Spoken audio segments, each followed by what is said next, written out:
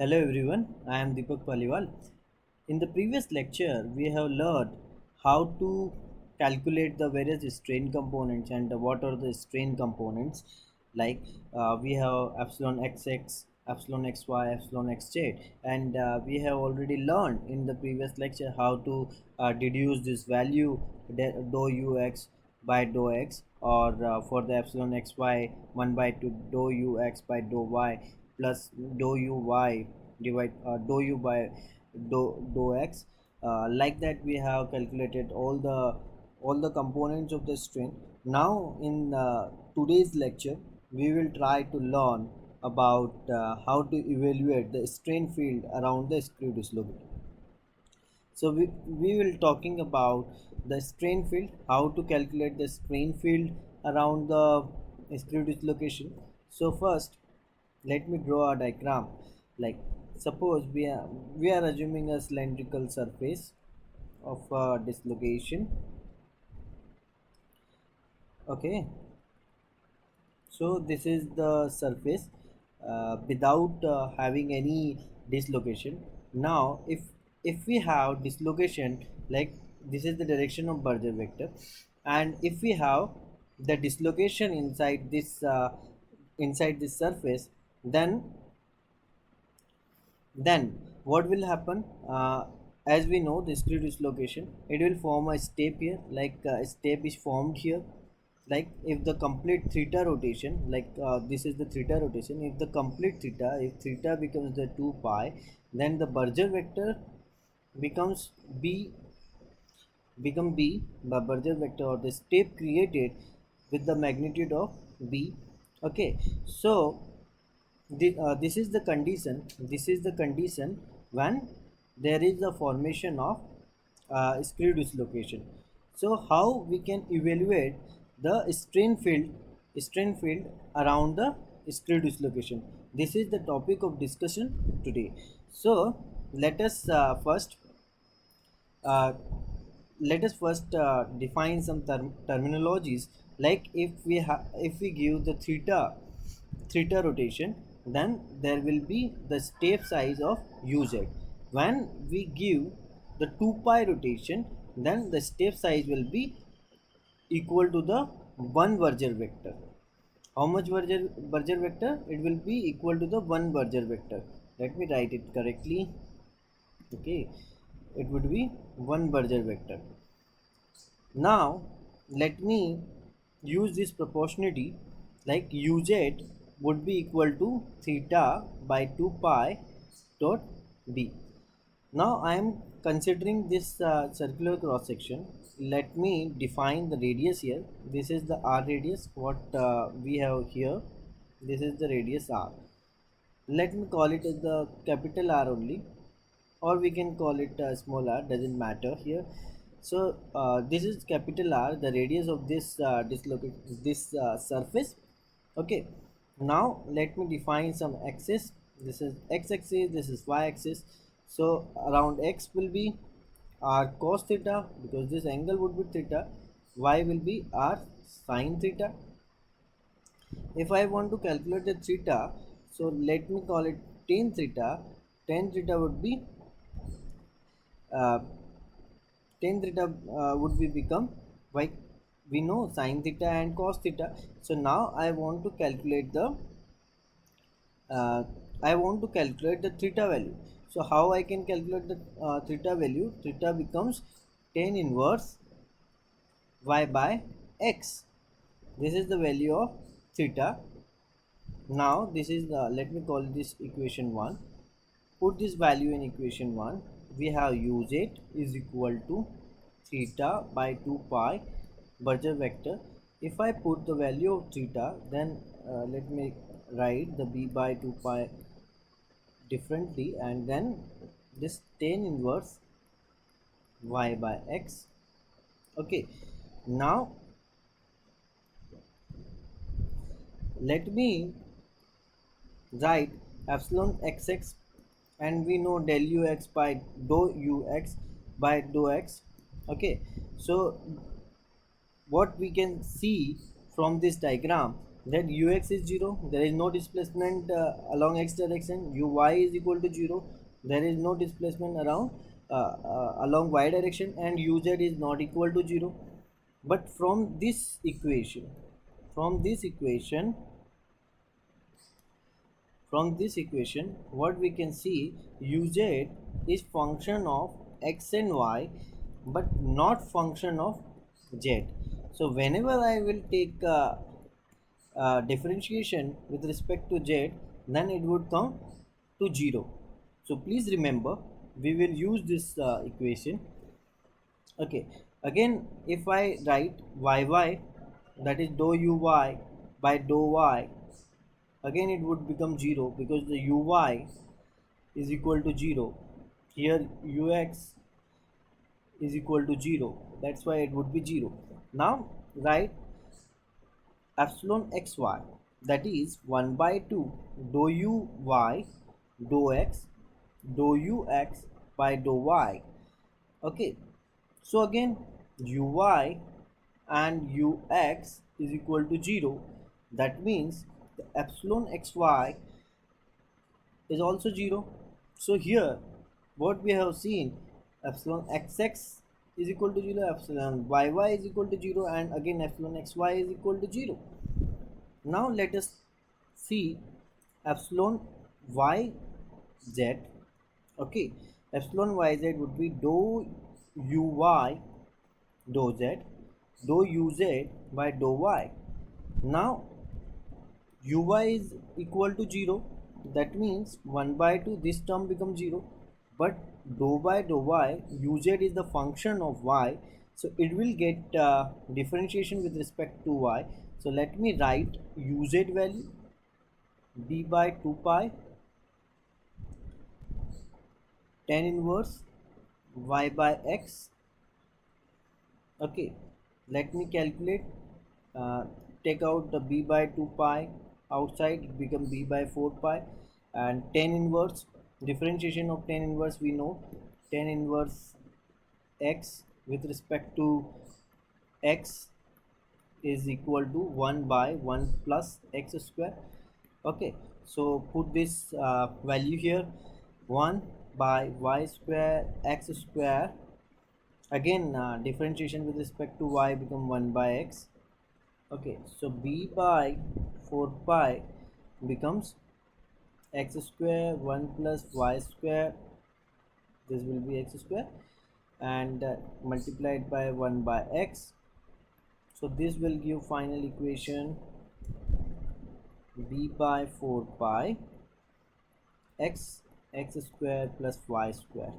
This is your yz value. So this is the strain on jet plane along y direction. Okay, if I want if I want to write this equation in polar form, so what we have already seen here, like these equations, we can use this equation here, like put values like x equal to r cos theta, y equal to r sin theta. This is a simple maths. Now r cos theta, this is x square r square cos square theta, r square sin square theta. Now I can write like this, take r square as common, it will get cancelled out, cos theta by r, as we know sin square theta plus cos square theta is equal to 1, basic trigonometry. So this will be in your polar coordinate. Let me rub this, okay, so that I can make border with the help of different color. Okay, so this is the equation. Now I want to calculate xz, that is 1 by 2 dou u x by dou z.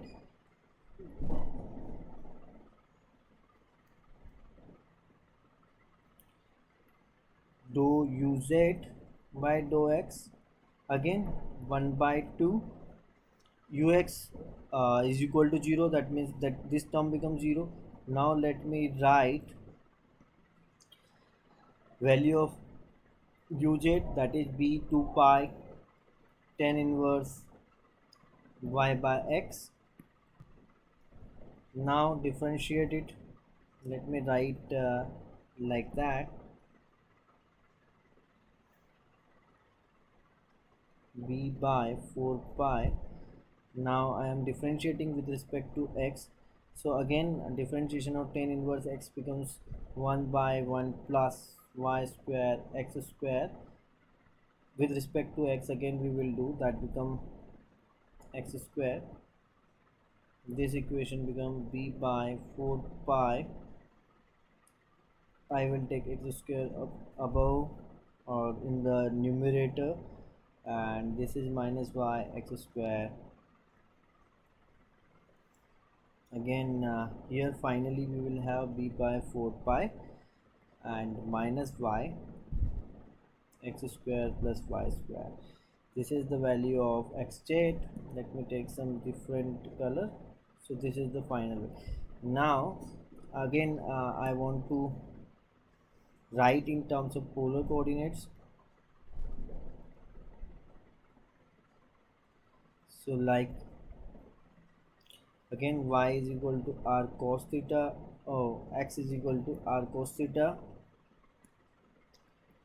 y is equal to r sin theta. So epsilon x jet will be b by 4 pi minus r sin theta. This is r square cos square theta, r square sin square theta. Again sin square theta plus cos square theta is equal to 1. So this become b by 4 pi minus sin theta by r. Okay, so this is epsilon x jet. This is the value. So from this evaluation what we have understand that in case of your uh, screw dislocation, we have we have strain component like this, xy xz yz yx on yy on yz on zx epsilon zy epsilon zz. Okay, so we know this is 0, this is 0, this is 0, this is sorry, this term is not 0, this term is 0. Xy term is also 0. Only this term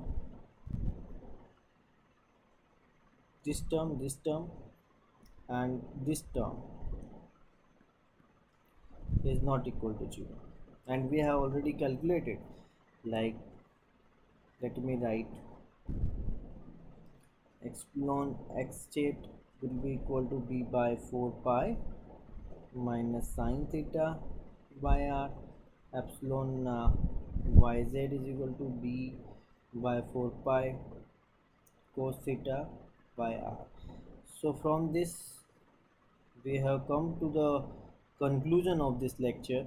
The strain field around the screw dislocation has no tensile or no tension, no tensile strain field, no compression, no tension. Only we have shear strain field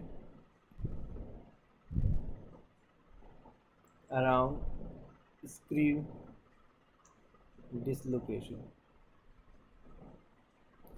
And this strain field from these equations, what we have, this equation and this equation, what we can observe that like when the r value is very high, very high, then epsilon xz or epsilon yz will be very low.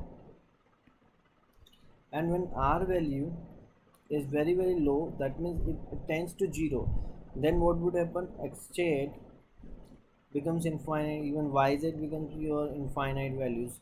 That means our model will fail.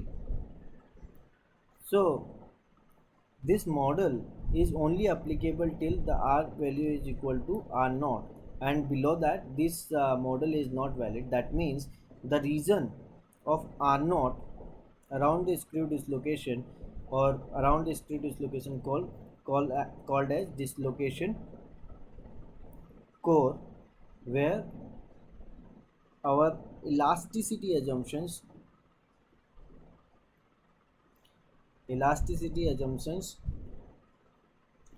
are not valid. ठीक है. So our dislocation core is the region where our elasticity assumptions are not valid. So this model is not applicable here.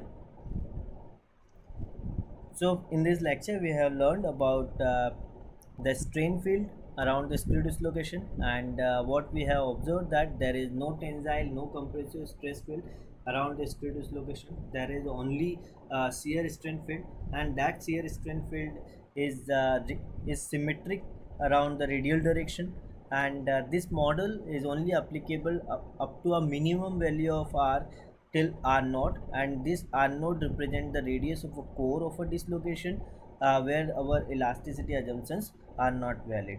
So in the next lecture we will talk about the stress field around the screw dislocation, strain field around the edge dislocation, and the stress field around the edge dislocation.